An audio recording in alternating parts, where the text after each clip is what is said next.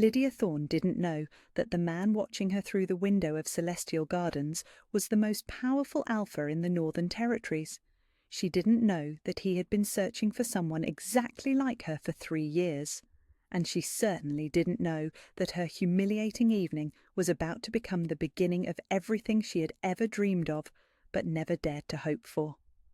What she did know was that she had been sitting alone at table 12 for 47 minutes, checking her phone every 30 seconds like some desperate, pathetic creature.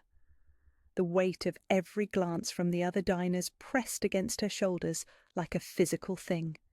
She could hear the whispers without even trying. Poor thing! How embarrassing! Didn't even have the decency to call. The restaurant was everything she had imagined when her stepmother Patricia announced the arranged meeting 3 days ago. Crystal chandeliers caught the candlelight and scattered it across cream-coloured walls adorned with golden frames. Fresh orchids graced every table, their delicate scent mixing with the aroma of expensive wine and perfectly prepared meals. It was the kind of place where people like her didn't belong. She had borrowed Elena's midnight blue dress, the one her stepsister claimed made her look almost pretty. She had spent half her monthly grocery budget on the taxi ride to the prestigious Moonrise district. She had even splurged on professional hairstyling, hoping that maybe, just maybe, Marcus Thornfield would see something in her worth staying for. Instead, she sat alone with a glass of water she was too nervous to drink and a breadbasket she was too embarrassed to touch. The waiter approached with that particular expression she had seen too many times in her 24 years. Pity mixed with professional politeness, the look reserved for Omegas who forgot their place. "Miss Thorne?" His voice was gentle, which somehow made it worse. "I'm afraid your companion called. He won't be joining you this evening." The words hit her like ice water. Marcus hadn't even come inside. He had probably taken one look at her through the window and decided she wasn't worth the effort of a proper rejection. Her throat closed around a response she couldn't form. "Would you like me to bring the check for your water?" The waiter's kindness was genuine, but it scraped against her pride like sandpaper. She cleared her throat, forcing herself to speak clearly. "Yes, please." As he walked away, the conversations at nearby tables resumed their normal volume. The show was over. The abandoned Omega would slink away with her tail between her legs, and everyone could return to their pleasant evening without the awkward spectacle of her rejection. Lydia fumbled in her borrowed clutch for her wallet, trying to calculate if she had enough cash to cover both the water and a decent tip. The last thing she needed was to add "stiffed the waiter" to tonight's list of humiliations. She had been foolish to hope, that was the truth of it. Marcus Thornfield was the son of the Crescent Valley Pax Beta. Handsome, successful, educated, with a trust fund that could support 3 families. What could someone like him possibly want with the bastard stepdaughter of a struggling pack on the outskirts of civilization? Patricia had presented the match like a gift. "He's looking for a quiet Omega wife," she had said, not meeting Lydia's eyes. "Someone who won't cause trouble or have unrealistic expectations. You should be grateful for the opportunity." Grateful. As if being someone's consolation prize was a blessing to cherish.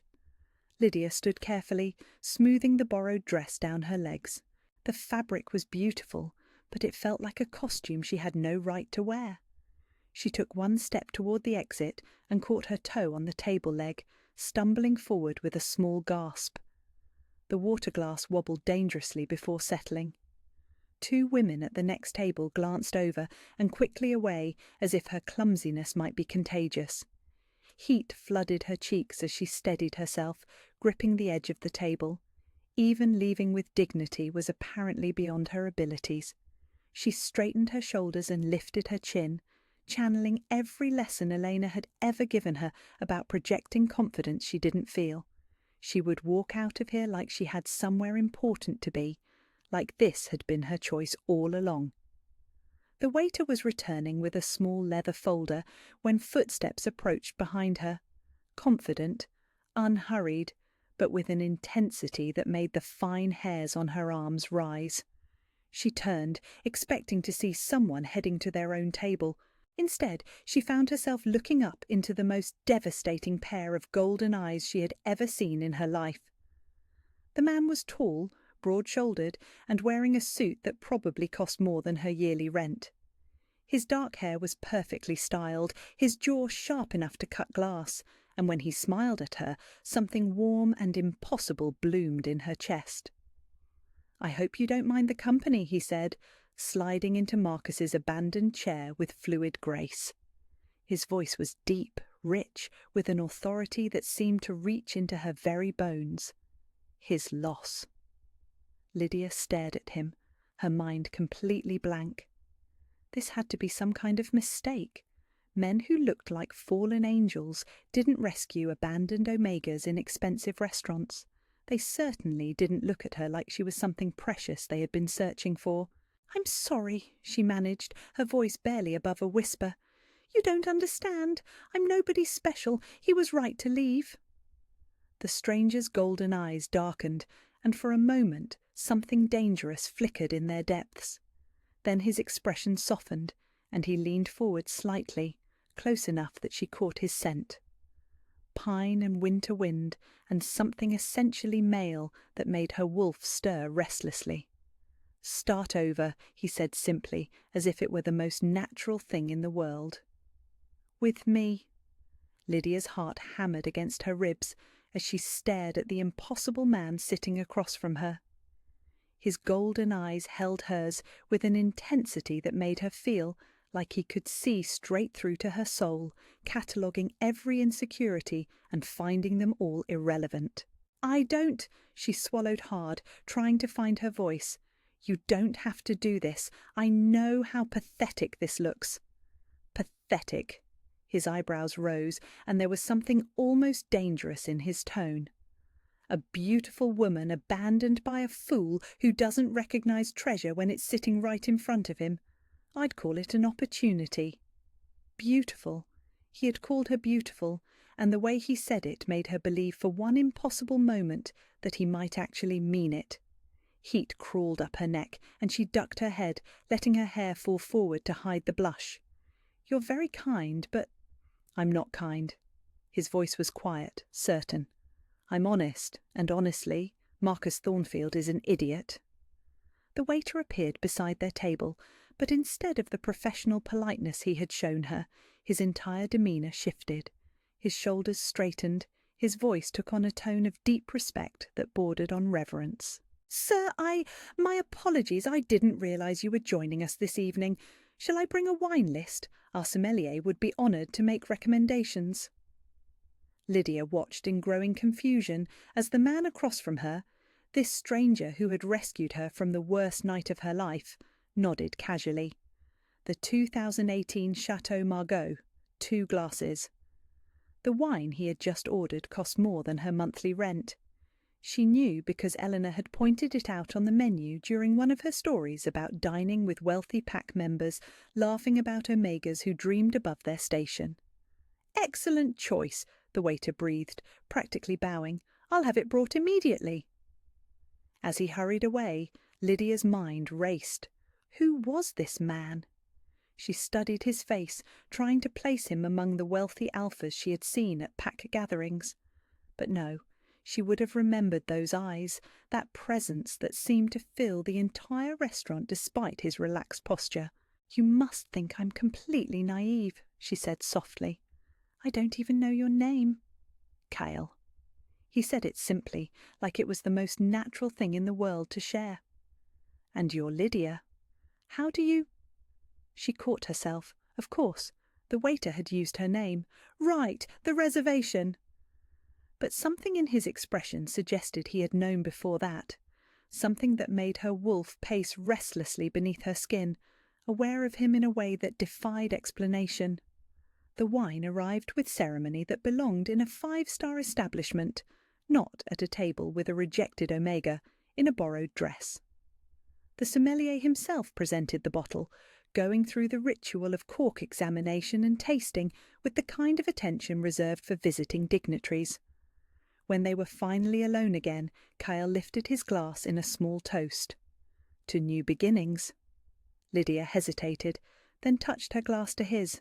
The wine was liquid silk, complex and perfect, and completely wasted on someone whose most sophisticated drink experience was champagne at Elena's engagement party. "This is crazy," she whispered. "I don't understand what's happening." "Tell me about yourself." His request was gentle, but somehow commanded an answer. "What do you do when you're not being stood up by men who don't deserve you?"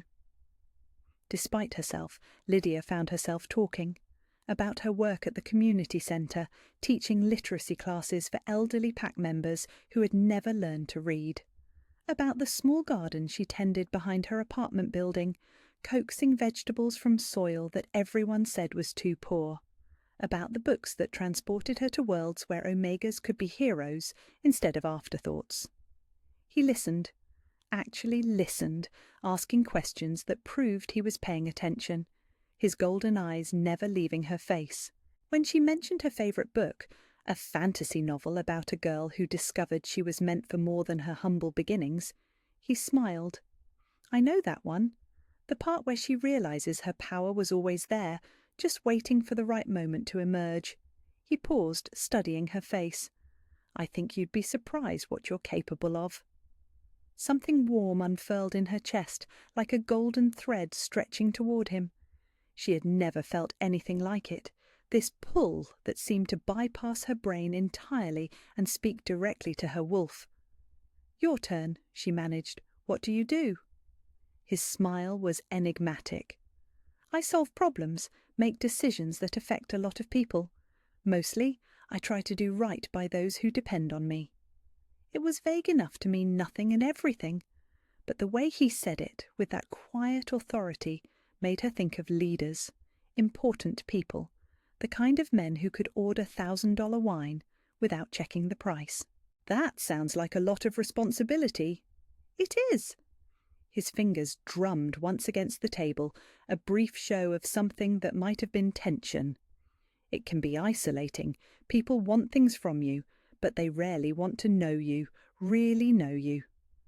There was loneliness in his voice, carefully controlled but unmistakably real.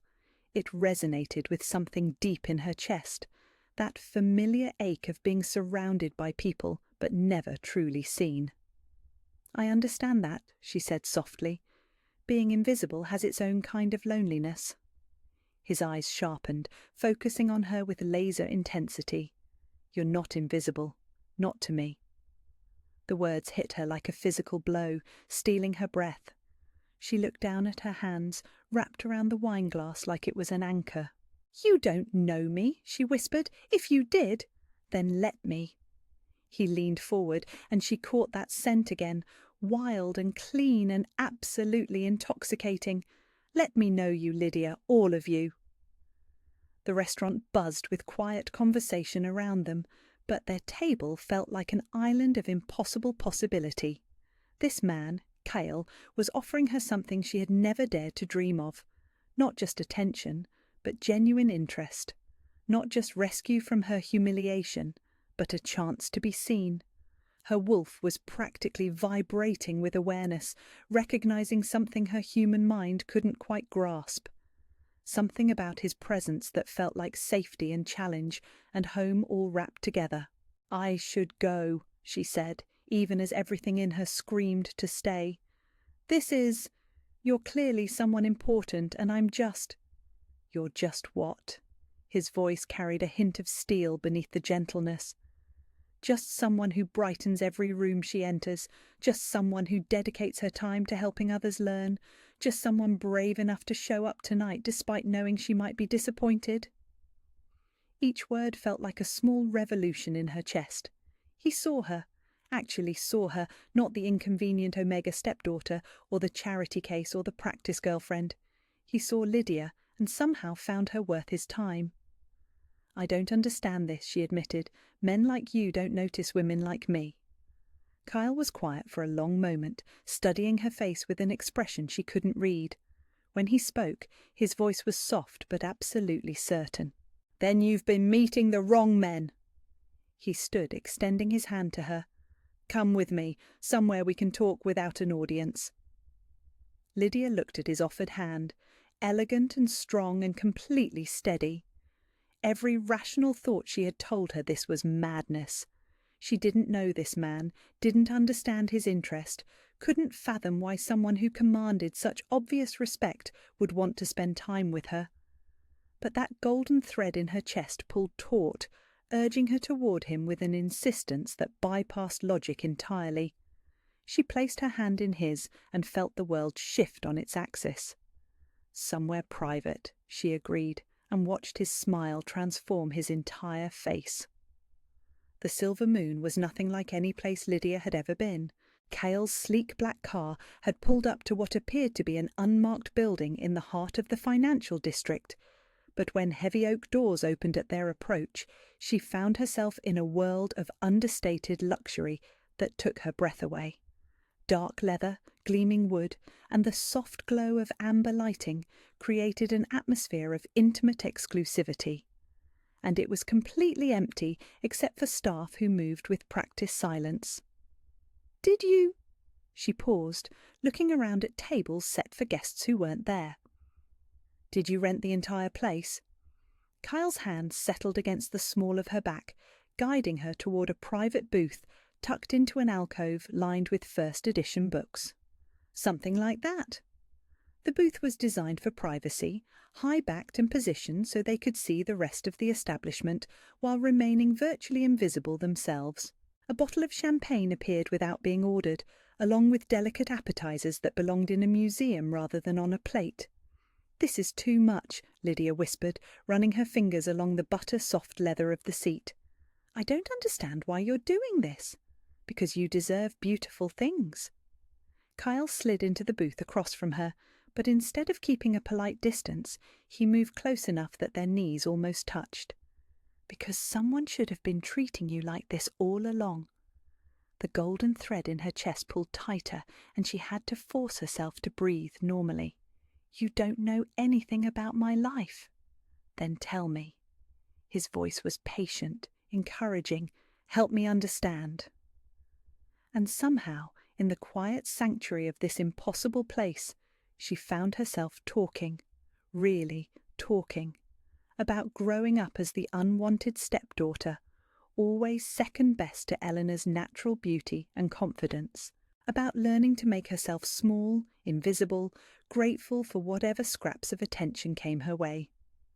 "My father died when I was 7, she heard herself say.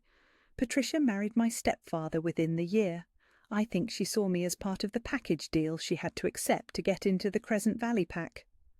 Kyle's jaw tightened almost imperceptibly. "That's not love. That's not even basic kindness." "They provided for me." The words tasted like ash, but she had been saying them for so long they came automatically. "I had food, shelter, education, more than some Omegas get." "Food and shelter." His voice was dangerously soft. "Is that really all you think you deserve?" The question hit her like a physical blow. She stared down at her hands, wrapped around a champagne flute filled with bubbles that probably cost more than her weekly groceries. "I learned not to want more," she whispered. "It hurt less." Kyle was quiet for a long moment. When she finally looked up, something in his golden eyes made her chest ache. Understanding, recognition, and something else that looked almost like pain. "I lost my parents when I was 12, he said finally. "Car accident on a mountain road. I went from being just another kid to having responsibilities I couldn't even comprehend overnight." Lydia's breath caught. "I'm so sorry." Everyone wanted to help, but they all had agendas. Council members who thought they knew what was best, relatives who saw opportunity, advisors who spoke to the position I held, not the scared kid trying to fill it. His fingers traced patterns on the table between them. "I learned early that most people see what they want from you, not who you are." That must have been so lonely. It was. He looked up at her, and the vulnerability in his expression took her breath away. Until tonight. The air between them seemed to shimmer with possibility. Lydia felt like she was standing on the edge of a cliff, looking down at a fall that would change everything. "Kyle," she started, but he reached across the table and covered her hand with his. The moment their skin touched, electricity shot up her arm and settled somewhere behind her sternum like a second heartbeat. Her wolf whimpered with something that felt like recognition, like coming home after a lifetime of wandering. "I know this is fast," he said quietly. "I know it doesn't make sense, but I need you to know that this—" He gestured between them, his thumb tracing across her knuckles. "This is real. You're real, and you're not alone anymore." Lydia stared down at their joined hands, his so much larger than hers, elegant and strong and completely steady. She wanted to believe him. God, how she wanted to believe him. "You don't understand," she whispered. "Men like you don't choose women like me. This is charity or pity or—" "Look at me." His voice carried a quiet command that made her eyes snap to his. "Does this feel like pity to you?" It didn't. It felt like fire and safety and impossible dreams made manifest. It felt like the golden thread in her chest had found its other end and was pulling her towards something she had never dared to hope for. Before she could answer, a man in an impeccably tailored suit approached their table with obvious reluctance. He moved with the careful deference of someone approaching a sleeping wolf, and when he spoke, his voice was barely above a whisper. "Your Majesty, forgive the interruption, but the car is ready whenever you wish to depart." The world tilted on its axis. "Your Majesty." Lydia's brain struggled to process the words, to make them make sense in the context of the man sitting across from her, the man whose thumb was still tracing gentle patterns across her knuckles, the man who had listened to her talk about teaching literacy classes and growing vegetables in poor soil. "Thank you, Marcus," Kyle said calmly, as if having staff address him with royal titles was the most normal thing in the world. "We'll be ready shortly." The man, Marcus, bowed slightly and retreated, leaving them in silence that felt suddenly deafening. Lydia pulled her hand away from his, pressing it against her chest where her heart was hammering hard enough to crack ribs. "Your Majesty?" Kyle's expression didn't change, but she caught the tension that flickered across his features. "Lydia." "You're—" She couldn't make her mouth form the words. It was too impossible, too enormous. "You're the Alpha King."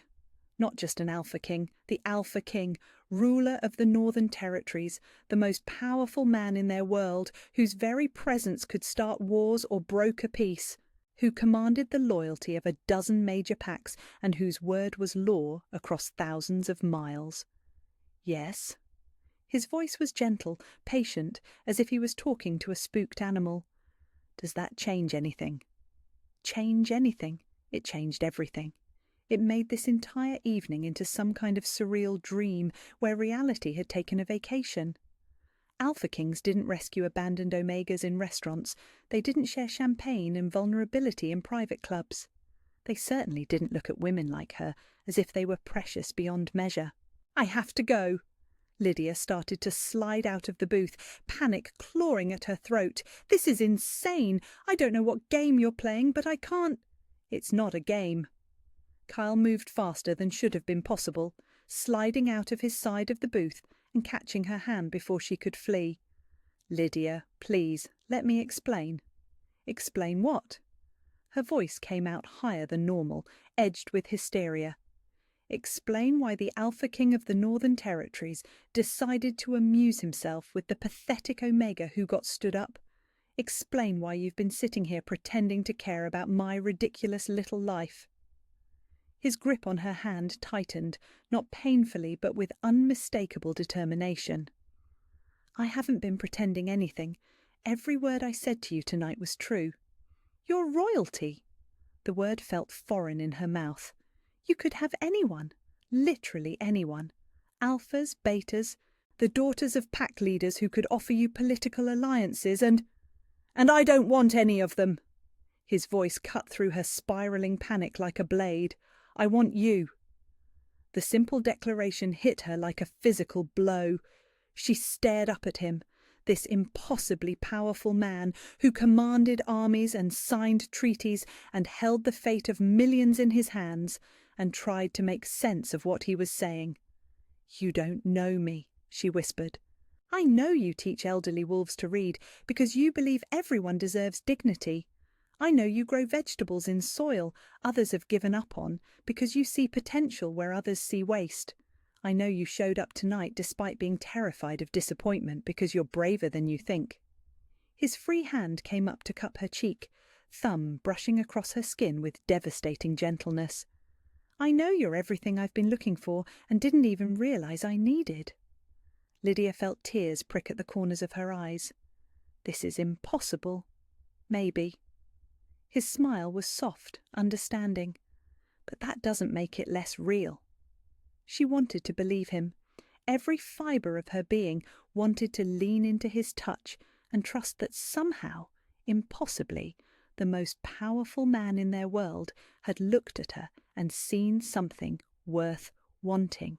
But the voice in her head, Patricia's voice, Elena's voice, the voice of every person who had ever made her feel small, whispered that this was too good to be true, that men like him didn't choose women like her, that when the fantasy ended, the fall would destroy her. I'm scared, she admitted, the words barely audible. Then we'll go slow. Kyle's thumb traced across her cheekbone, catching a tear she hadn't realized had fallen. I'm not going anywhere, Lydia. When you're ready, if you're ready, I'll be here.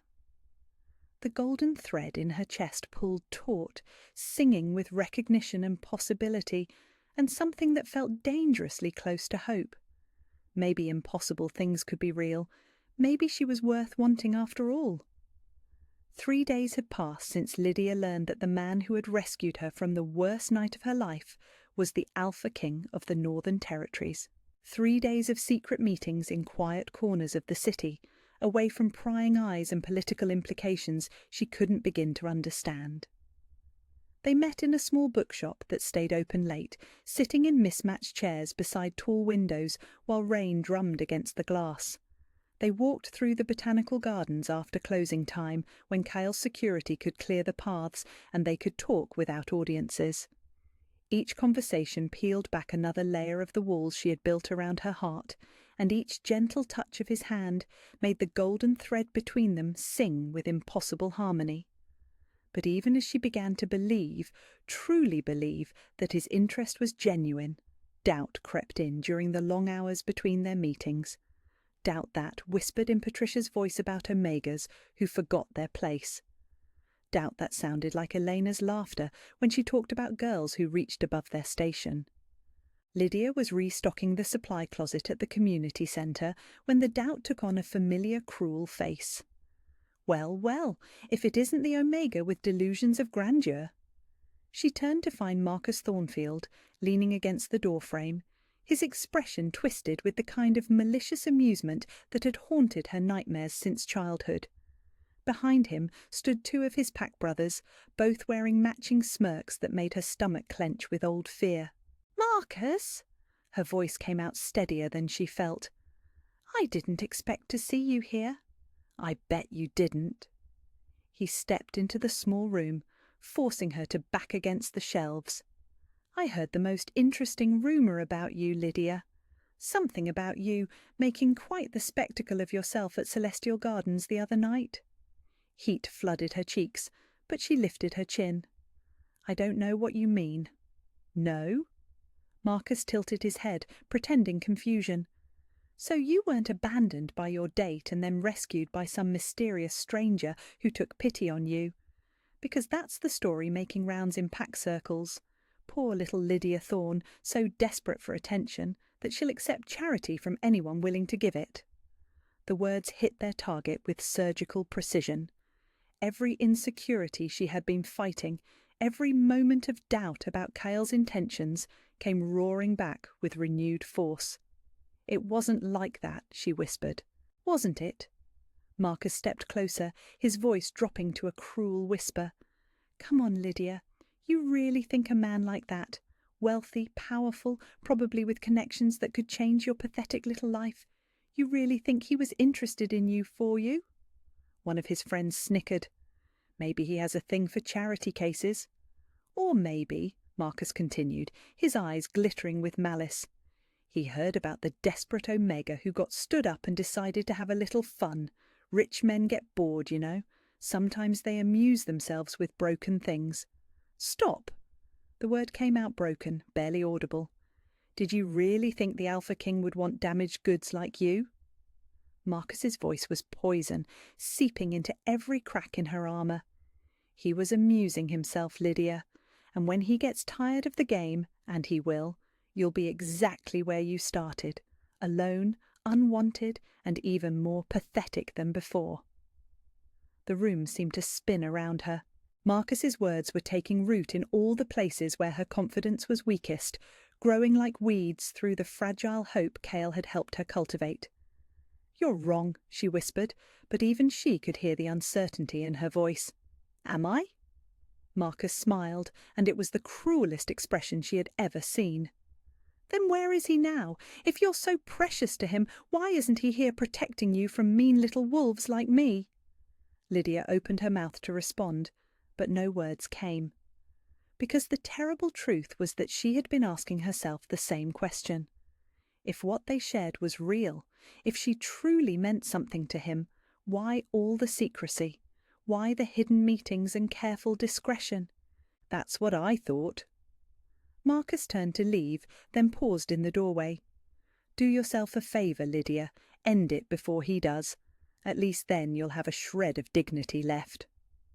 They left her standing there among the cleaning supplies and donated books, her whole world crashing down around her ears.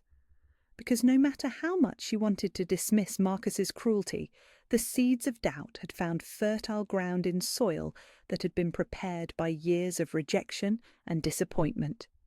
Maybe Marcus was right. Maybe she had been fooling herself, seeing romance where there was only pity. Maybe the Alpha King of the Northern Territories really had been amusing himself with the broken Omega, who couldn't even keep a date with a man who barely tolerated her existence. The golden thread in her chest, which had been singing with warmth and possibility for 3 days, suddenly felt cold and fragile, like something that could snap at any moment, leaving her more alone than she had ever been before. Lydia was still standing there, staring at the floor with tears burning her eyes, when confident footsteps echoed in the hallway outside. She recognized the cadence immediately, had been learning the rhythm of his walk, the particular way he moved through space like he owned it. Kyle appeared in the doorway, and his expression shifted from warm greeting to deadly focus in the space of a heartbeat. "What happened?" His voice was soft, controlled, but something dangerous lurked beneath the surface. "Nothing." She wiped at her eyes, trying to compose herself. "I'm fine." "Lydia." He stepped into the room, and she could feel the temperature drop with his rising anger. "Who was here?" She wanted to lie, to protect him from the ugly reality of her world, but something in his golden eyes compelled honesty. "Marcus Thornfield and some of his friends." Kyle went very still. "What did he say to you?" "It doesn't matter." "It matters to me." His voice carried a tone she had never heard before, one that reminded her exactly who she was dealing with. "Tell me." So she did. Haltingly, reluctantly, she repeated Marcus's poison, watching Kyle's expression grow more terrifying with each word. By the time she finished, the air around them felt charged with barely contained violence. "He's wrong," Kyle said quietly. "You know that, don't you?" Lydia wanted to agree, wanted to believe him, but Marcus's words had found their mark too well. "Are you sure? Because from the outside it looks exactly like what he said. Powerful man, pathetic Omega, secret meetings where no one important can see us together. Look at me." The command in his voice brought her eyes to his, and what she saw there took her breath away. Not pity or amusement, or the kind of casual cruelty she had come to expect from alphas who held power over her. She saw rage, pure incandescent fury that someone had dared to hurt her. "I am going to explain this exactly once," he said, his voice deadly calm, "and then I am going to deal with Marcus Thornfield in a way that ensures he never speaks to you again. Are you listening?" She nodded, not trusting her voice. "You are not a charity case. You are not an amusement. You are not damaged goods or broken or any of the other lies that small, cruel people have told you." He stepped closer, close enough that she had to tilt her head back to maintain eye contact. "You are brave and kind and beautiful and strong. You are everything I want and everything I need. And if Marcus Thornfield or anyone else suggests otherwise, they will answer to me." The golden thread in her chest flared to life, singing with such intensity that she gasped. This was real. Whatever was happening between them, however impossible it seemed, this was real. "Kyle," she whispered.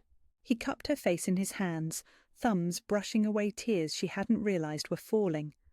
"I'm sorry I wasn't here to protect you from his poison, but I'm here now." Before she could respond, Marcus's voice echoed from the main hallway, talking loudly to someone about putting omegas in their place. The words carried clearly through the thin walls, deliberately chosen to wound. Something shifted in Kyle's expression. The gentleness didn't disappear, but it was suddenly backed by something that reminded her of winter storms and the kind of power that could reshape landscapes. "Wait here," he said softly. "Kyle, don't—" But he was already moving, striding from the supply closet with the fluid grace of a predator who had just locked onto his prey. Lydia followed despite his instruction, staying far enough back to avoid notice, but close enough to see what happened next. Marcus and his friends were standing near the main desk, still laughing about something that had probably been designed to hurt her further. "Marcus Thornfield!" Kyle's voice cut through their laughter like a blade through silk. Marcus turned, and Lydia watched his face go through a series of expressions: confusion, recognition, and then absolute terror as he realized exactly who had just spoken his name. Your Majesty!" Marcus dropped into an awkward bow, his friends scrambling to follow suit. We weren't expecting—" "I believe," Kyle said in a voice that could have frozen fire, "you owe the lady an apology." "An apology?" Marcus's voice cracked slightly. "I'm not sure what you—" "You spoke to Lydia Thorne with disrespect and cruelty." Each word was precise, measured, utterly implacable. "You suggested that my interest in her was somehow false or charitable. You called her damaged goods." The colour drained from Marcus's face so completely that Lydia thought he might faint. Behind him, his friends looked like they wished the floor would open up and swallow them whole. I apologize, Your Majesty. I misspoke. I didn't realize." "You will never speak to her again," Kyle continued, as if Marcus hadn't said anything. "You will never speak of her at all. If I hear that you have so much as looked at her with anything less than complete respect, you will discover exactly why alphas throughout the territories fear to displease me." Marcus nodded frantically, sweat beading on his forehead despite the cool air. "Of course, Your Majesty, it won't happen again." "No," Kyle agreed softly, "it won't." He turned then, walking back toward Lydia with the same measured pace, as if he hadn't just terrified 3 grown men into submission with nothing more than words and the weight of his authority. When he reached her, his expression softened completely, gentleness replacing the dangerous edge as if it had never existed. "Are you all right?" he asked quietly. Lydia stared at him, her heart hammering with something that wasn't fear but might have been its opposite. He had defended her, publicly, unequivocally, without hesitation or condition. The most powerful man in their world had looked at Marcus Thornfield, son of an important beta, member of a significant pack, and made it clear that hurting her was unacceptable. "You didn't have to do that," she whispered. "Yes," he said simply, "I did." And then he kissed her. It was soft and gentle and absolutely certain, a promise sealed against her lips, in full view of anyone who might be watching. When they broke apart, Lydia felt like something fundamental had shifted in the universe, like she had just stepped from one life into another, leaving behind the girl who accepted cruelty as her due. "I meant what I said," Kyle murmured against her forehead, "every word of it." Lydia looked up into his golden eyes and felt the last of her walls crumble. Whatever this was, wherever it led, she was tired of being afraid. "So did I," she whispered back, and felt him smile against her skin. Behind them, Marcus and his friends had vanished like smoke, but Lydia no longer cared about their opinions or their cruelty. She had found something infinitely more valuable than their approval. She had found someone who thought she was worth protecting. 2 weeks had passed since Kyle had defended her honour with the kind of quiet authority that had left Marcus Thornfield pale and stammering. 2 weeks of stolen moments that had grown into something Lydia could barely name without her heart racing. Intimate dinners where they talked until the candles burned down to stubs. Long walks through gardens where his hand in hers felt like the most natural thing in the world. Kisses that tasted like promises and made the golden thread between them sing with increasing intensity. She should have known it was too good to last. "Lydia, we need to talk." Eleanor stood in the doorway of Lydia's small apartment, her expression calculating in a way that made Lydia's stomach drop. Behind her, Patricia loomed with the particular smile she wore when she had cornered something she intended to devour. Elena. Lydia set down her book, already bracing herself for whatever fresh humiliation they had planned. "What brings you here?" "Oh, don't play innocent," Elena said, sweeping into the room like she owned it. "The entire pack is buzzing with rumours about your mysterious new boyfriend. Some say he's wealthy, others say he's connected to important people." Her eyes glittered with malicious curiosity. "Imagine our surprise when we discovered exactly who you've been sneaking around with." Lydia's blood went cold. "I don't know what you mean." "The Alpha King, Lydia." Patricia's voice was silky with false sweetness. "Our little Omega has been entertaining royalty." The words hung in the air like a death sentence. Lydia felt the familiar panic clawing at her throat, but underneath it was something new, something that felt dangerously close to protectiveness. Not for herself, but for what she and Kyle had built together. "That's none of your business," she said quietly. Elena laughed, the sound sharp enough to cut glass.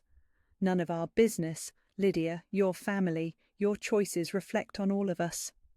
She circled the small living room like a predator scenting blood. "Surely you don't think this little romance of yours exists in a vacuum. What do you want?" Lydia kept her voice steady through sheer force of will. "What we want," Patricia said, settling onto Lydia's second-hand couch as if it were a throne, "is for you to finally be useful to this family. The Lunar Convergence Ball is tomorrow night. Every important pack in the Northern Territories will be there." "Including the Alpha King," Elena added, with a smile that made Lydia's skin crawl. "What a perfect opportunity for you to introduce your new boyfriend to the family." The suggestion hit Lydia like a physical blow. She could picture it already, Eleanor and Patricia using her connection to Kyle for their own political gain, treating their relationship like a business transaction to be exploited. No. The word came out stronger than she felt, and both women turned to stare at her with identical expressions of shock. "Excuse me?" Patricia's voice was dangerous. "I said no." Lydia stood, drawing on every ounce of confidence Kyle had helped her discover. "I won't let you use him. I won't let you use us." Elena's laugh was incredulous. "Use him? Lydia, we're talking about introducing him to your family. Unless—" her eyes narrowed with sudden understanding. "Unless you're ashamed of us?" "Don't be ridiculous," Patricia snapped. "She's ashamed of herself, afraid that when he sees her in context, surrounded by her betters, he'll realise his mistake." The words found their target with surgical precision. Every insecurity Lydia had been fighting rushed back with renewed force, whispering that maybe they were right. Maybe seeing her beside Elena's natural beauty and confident grace would remind Kyle that he could have anyone. "You're going to bring him," Elena said, her voice taking on the commanding tone she had perfected in childhood. "And you're going to wear something appropriate for once. We can't have you embarrassing us in front of the entire pack elite." "She's right, dear," Patricia added with false maternal concern. "This is bigger than your little feelings. The family's reputation is at stake." Lydia wanted to refuse. Every fibre of her being screamed against exposing what she and Kyle had to these women who saw everything as a transaction to be exploited. But beneath their manipulation lay a seed of truth that terrified her. What if seeing her in that environment, surrounded by elegant, accomplished women who belonged in his world, made him realise she didn't? The next evening, Lydia found herself standing in the entrance hall of the Crescent Valley PAC's most prestigious venue, wearing a gown that had cost more than 6 months of her salary. Kyle had insisted on providing it when she'd reluctantly explained about the ball, along with jewellery that sparkled like captured starlight. The dress was midnight blue silk that flowed around her like water, and when she'd seen herself in the mirror, she'd almost believed she belonged in his world. Almost. "You look nervous," Kyle murmured, his hands settling at the small of her back with familiar warmth. "I am nervous." She looked up at him, devastating in his perfectly tailored tuxedo, and felt her heart skip several beats. "I should have warned you more about my family. They can be—" "I can handle your family," he said softly. "The question is, are you all right?" Before she could answer, Elena appeared at her side like a heat-seeking missile, resplendent in a golden gown that probably cost more than Lydia's yearly rent. "Your Majesty," Elena purred, executing a curtsy that managed to be both respectful and seductive. "What an honour to finally meet you properly. I'm Elena Thorne, Lydia's sister." "Half-sister," Lydia corrected automatically, then immediately wished she hadn't. It made her sound petty, small. Elena's smile sharpened. "Of course, though we've always been close, haven't we, Lydia?" She turned back to Kyle, batting her eyelashes with practised precision. "I do hope you'll save a dance for me tonight. I'm quite good at it, unlike some people in our family." The casual cruelty hit its mark, and Lydia felt herself shrinking despite Kyle's steadying presence. This was exactly what she had been afraid of, being diminished in his eyes by comparison to someone who actually belonged in his world. "I'm sure you are," Kyle replied politely. "However, I only dance with my mate." The word hit the gathered crowd like a physical force. Conversation stopped mid-sentence. Several people turned to stare openly. Elena's carefully constructed expression cracked for just a moment, revealing something ugly underneath. "Your mate?" Patricia materialised from the crowd, her voice pitched to Carrie. "How wonderful! Though I must say we're surprised by the choice. Lydia has always been such a quiet girl, not what one would expect for someone in your position." Lydia felt heat flood her cheeks, but before she could speak, Kyle stepped forward. The movement was slight, but something in his posture changed. Suddenly, he wasn't just Lydia's devoted boyfriend. He was the Alpha King of the Northern Territories, and everyone in the room could feel the shift. "I'm sorry," he said, his voice carrying the kind of dangerous calm that made seasoned diplomats break out in cold sweats. "I think there's been a misunderstanding." The ballroom had gone completely silent. Even the musicians seemed to sense that something significant was happening. "You see," Kale continued, his golden eyes never leaving Patricia's increasingly pale face, "when you speak about Lydia as if she's somehow inadequate, you're speaking about my chosen mate, my future queen." He paused, letting the words sink in. "And I find myself wondering if you truly understand what that means." Elena made a small, choked sound. Patricia looked like she might faint. "Perhaps," Kyle said, extending his hand to Lydia with ceremonial formality, "we should make this official." Lydia stared at his outstretched hand, her mind reeling. This wasn't how these things were supposed to happen. Mating ceremonies required preparation, witnesses, formal declarations witnessed by pack elders. But as she looked around the ballroom, she realised they had all of that. Every important pack leader in the Northern Territories was present.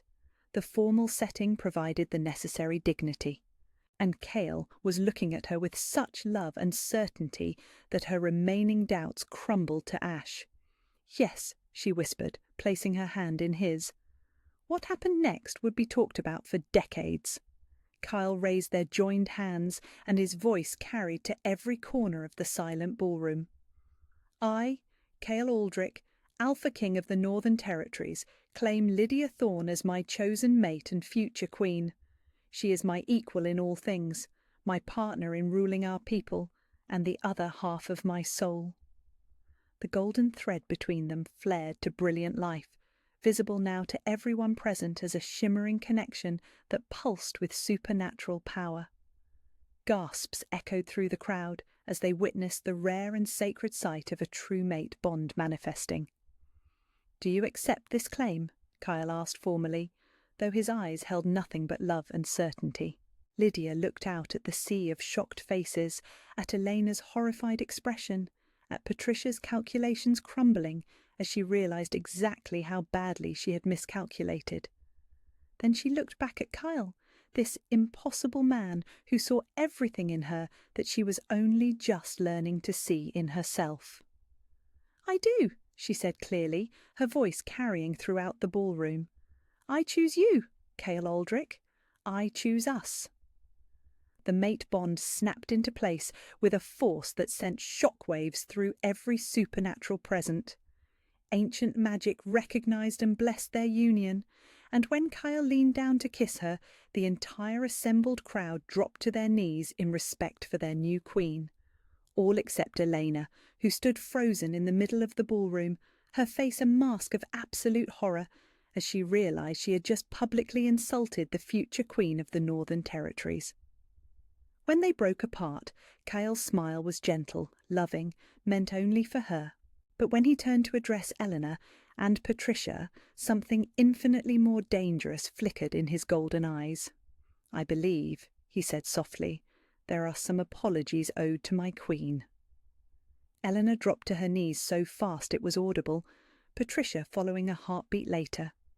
The women who had spent Lydia's entire life making her feel small and worthless were now prostrating themselves before her, begging forgiveness from the Omega they had always dismissed. But Lydia found she didn't need their apologies anymore. She had something infinitely more valuable. She had found someone who saw her worth, someone who chose her not despite her perceived flaws, but because of everything she was.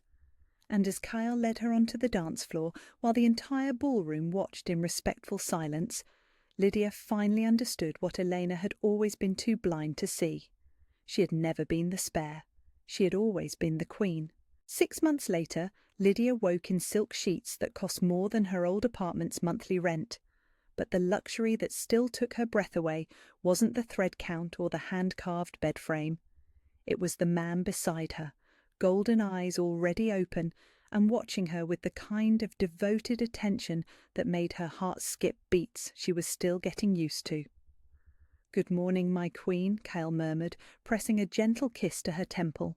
"Good morning, your majesty," she replied, then laughed at his mock-wounded expression. "What, too formal for the man who insisted on a coronation ceremony that lasted 6 hours? That was the council's fault, and you know it." His arms tightened around her, pulling her closer against his warm chest. "I would have been perfectly happy with a simple ceremony. You were the one who said we needed to do it properly for the people." She had said that because somewhere in the months between their explosive public claiming and their formal coronation, Lydia had discovered she actually cared about ruling well. The girl who had once believed herself worthless had found purpose in using her experience to help others who felt forgotten by those in power. "Speaking of the people," she said, sitting up reluctantly, "I have that meeting with the Omega Rights Committee this morning, and you have the trade negotiations with the Western Territories." "The negotiations can wait." Kyle's hand traced along her spine with familiar possessiveness. "I have more pressing matters to attend to." "Such as?" "Such as the fact that my wife is even more beautiful in the morning than she was when I married her 3 months ago." He sat up, pressing a series of gentle kisses along her shoulder. And the fact that I haven't properly told her how proud I am of the work she's doing." Lydia felt warmth bloom in her chest, not just from his touch, but from the genuine pride in his voice. The Omega rights programs she had established throughout the territories were already changing lives, giving voices to wolves who had been invisible for too long. "I couldn't have done it without you," she said softly, "without believing I was worth something."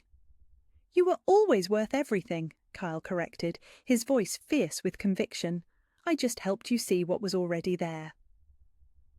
A knock at their bedroom door interrupted the moment, followed by the voice of Marcus, Kyle's personal aide. "Your Majesties, forgive the intrusion, but there's someone here to see Queen Lydia, a Mr. Marcus Thornfield." Lydia felt Kyle go very still beside her, and she placed a calming hand on his arm before he could respond with the kind of royal displeasure that had reduced grown men to tears. "Send him to my office," she said clearly. "I'll be down shortly." "Your Majesty, perhaps I should—" Marcus's voice carried obvious concern. "It's all right, Marcus. The Queen can handle one insignificant beta," Kyle replied, though his tone suggested that if Marcus Thornfield stepped even slightly out of line, he would personally ensure the man regretted it. 20 minutes later, Lydia sat behind the ornate desk in her private office, wearing a simple but elegant day dress that somehow made her feel more powerful than any crown. Marcus Thornfield stood before her, hat literally in his hands, looking like he would rather be anywhere else in the world. "Your Majesty," he began, his voice hoarse with obvious nerves, "I came to apologize for being a cruel, small-minded man who treated me like garbage." Lydia's voice was calm, conversational, but there was steel underneath that made Marcus flinch. Yes, Your Majesty. I behaved inexcusably to you and in front of His Majesty, and I've come to beg your forgiveness." Lydia studied his face, seeing the genuine fear there, but also something that might have been actual remorse. "Why now, Marcus? Why not 6 months ago when your cruelty was fresh?"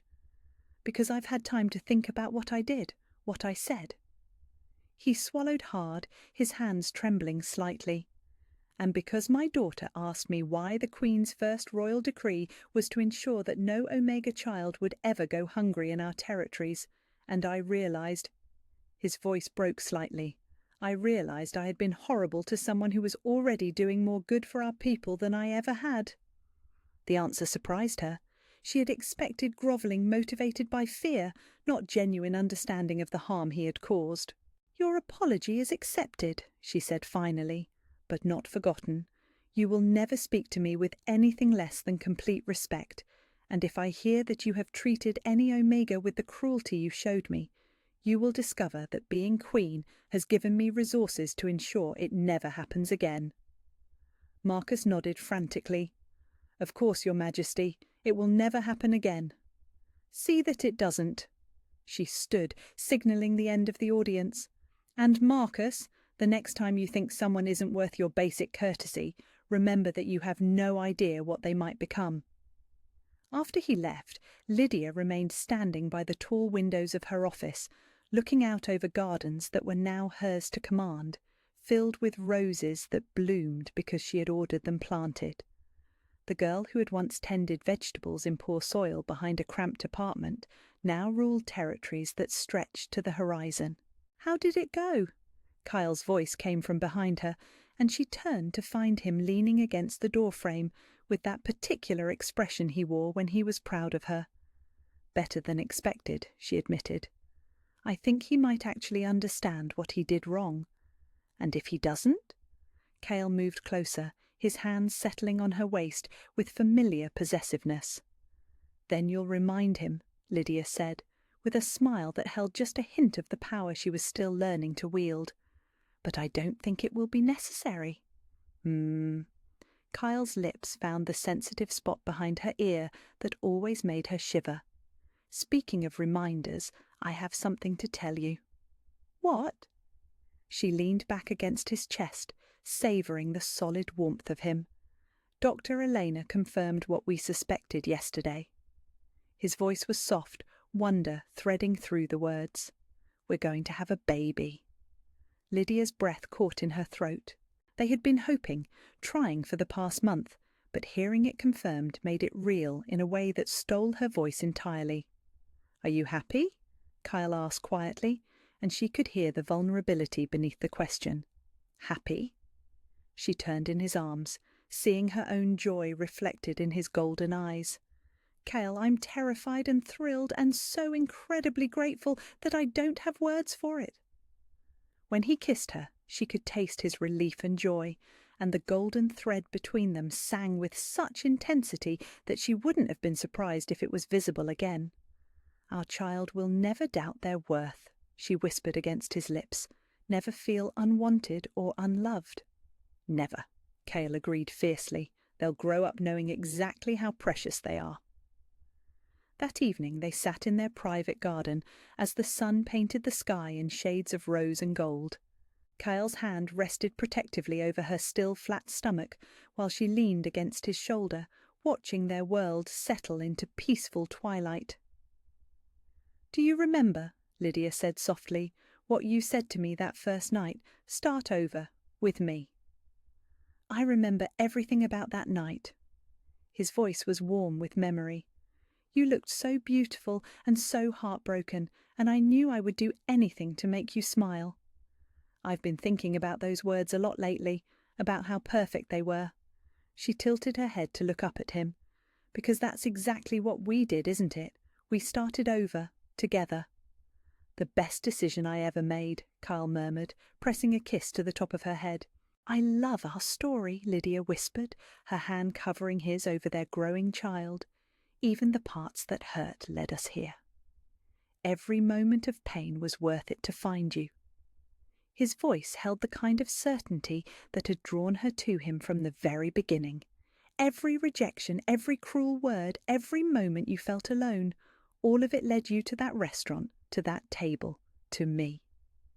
In the distance, the sounds of their household settling for the evening created a symphony of belonging that still amazed her sometimes. Servants who treated her with genuine respect, not because they had to, but because she had earned it. Guards who would die for her because she had proven herself worthy of their loyalty. A mate who loved her not despite her past, but because of everything it had made her. The golden thread between them pulsed with contentment, with love so deep it felt like drowning in starlight. And as night fell over the Northern Territories, Queen Lydia of the House of Aldrich closed her eyes and marvelled at the impossible truth of her life. She was home. She was loved. She was enough. And somewhere in the darkness she could swear she heard the faint sound of children's laughter, carried on a wind that promised the future would be even more beautiful than the present. Where are you listening from? Let's meet in the comments. I love hearing your thoughts about these stories, and if you'd like to support me, please subscribe.